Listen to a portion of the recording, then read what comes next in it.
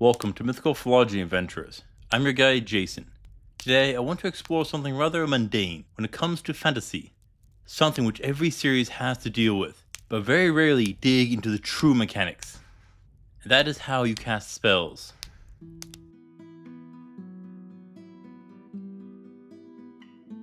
Now, there are three main techniques which I see in various fantasy writings: verbal, gesture, and written spells. Of course, there's also just spells that you just wield. I'll flat out say that this is the most powerful. No weaknesses or anything. You think things and they happen. But let's focus on the other three. And I think the best place to start is with verbal spells.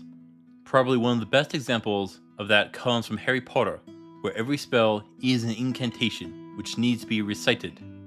Of course, later in the series, they introduce non-verbal spells. I'll touch on those later.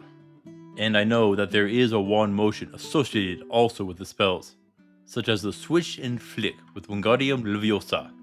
But let's just focus on the verbal component. Okay, this means that you need a couple things to cast a spell. 1. Precise iteration and enunciations when casting a spell. Something that I would struggle with. You don't want to know how many flubs and retakes there are in the recordings. Doubly so when the names aren't things I hear all that too often. So tongue twisters will make spells difficult. Not to mention, you have to remember the words of the spell. Now, most spells will likely be part of a language which you are accustomed to speaking, hopefully. If not, you'll mispronounce spells and it will go awry.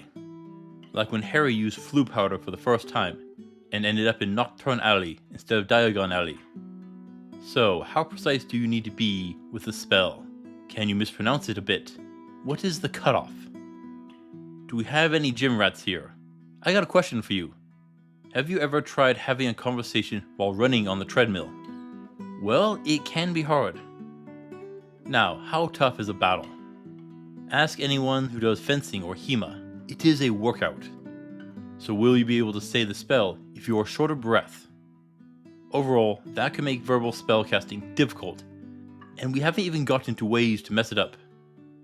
Now, it is a trope in anime that your hero calls out their attack. A bold statement to the world that they're going to use their ultimate ability.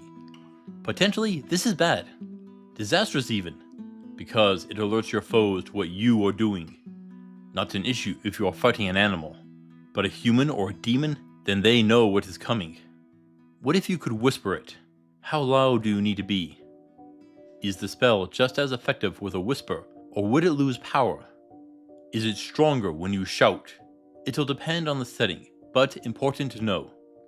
You alert your foes, but also your allies. If I were to drop a massive, souped-up fireball, I would want my allies to skedaddle to cover, right? And that is an advantage of verbal spells. Communication is key in an adventurer's party, right? However, we need to address a few issues. What happens to your spells if you can't speak? A spell of silence over the area would shut you down. We would also need to address injuries to the throat and lungs. That could make speaking difficult. What about shoving something into the mage's mouth? That potentially could prevent them from speaking. All things to take into account. Overall, I would say that verbal spells have a few issues. But I do need to ask, if spells are verbal, could the babble of babies randomly let off spells? That is horrifying! No. There would definitely need to be more to casting spells than just the right words. And that means figuring out new spells might be difficult. You might try random words and phrases, and then mix in the other aspects of spells. It might be a bit. It does pose a few issues to be sure, though it has its benefits. It also leaves your hands free, and you can cast spells on the fly. Problems which the others are going to deal with.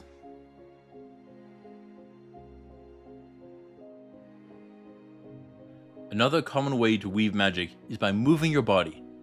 Probably the best example of this is the various bending styles in Avatar: The Last Airbender and Legend of Korra. Each attack requires a movement of their arms and legs, except for King Boomy. He can earthbend with just his face. And this is the issue. You need to be able to move. If your arms or legs are bound, you are worthless. And this is something we frequently see earthbenders and waterbenders doing. Besides that, nets, chains, and ropes work perfect to disable you.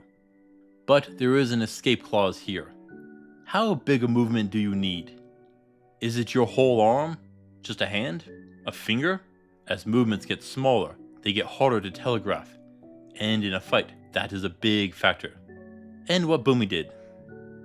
When you only need to do something to get the result you want, it is nice.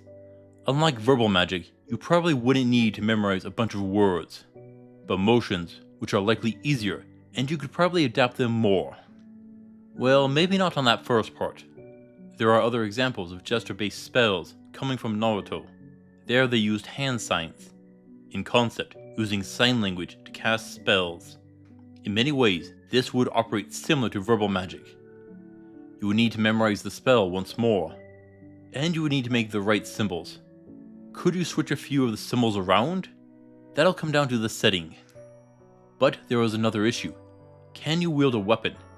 In Avatar, we see Zuko wielding swords and firebending against an earthbender using hammers. But could those weapons get in the way? Oh, definitely. Try using a polearm. Now you swing it, but you accidentally cast a spell. What happens? Well, wouldn't this be the same thing as a baby moving about and casting a spell? Well, again, this means that you would need to add a cognitive thought to the motion. Else, we get chaos. Spells exploding out when you wave your hands while talking. Yeah, there needs to be purpose again. But can you hold a sword and shield if you have to do hand signs? In sign language, not really. At least not a sword. But a shield? You could have it on a strap.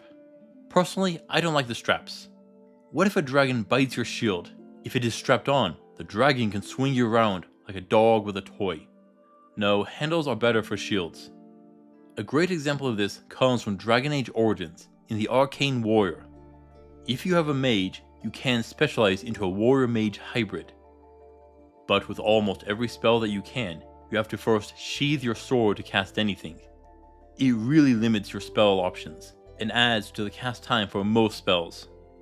However, there is an aspect of gesture-based magic which I haven't touched on. Stealth.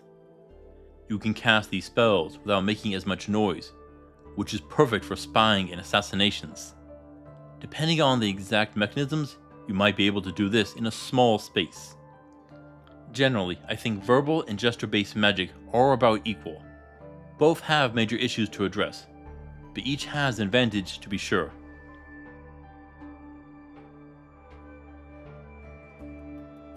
Lastly, we have written magic. Probably the two best examples are scrolls found in most games and series, and Full Metal Alchemist. In this series, spellcasters need to draw a circle to cast their magic. And the most obvious issue is this takes time. Something which you are very unlikely to have in life and in death battles. Speed is critical, and writing is slow. I doubt sloppy scribbles will work here.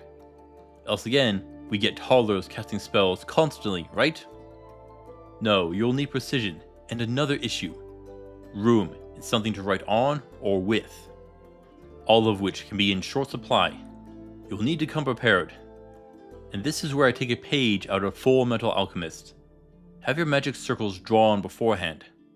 Place them on gloves or clothing. Make scrolls. As many as you can make and handle. Yes, this will fill up your pack, and you'll have to rummage around for them.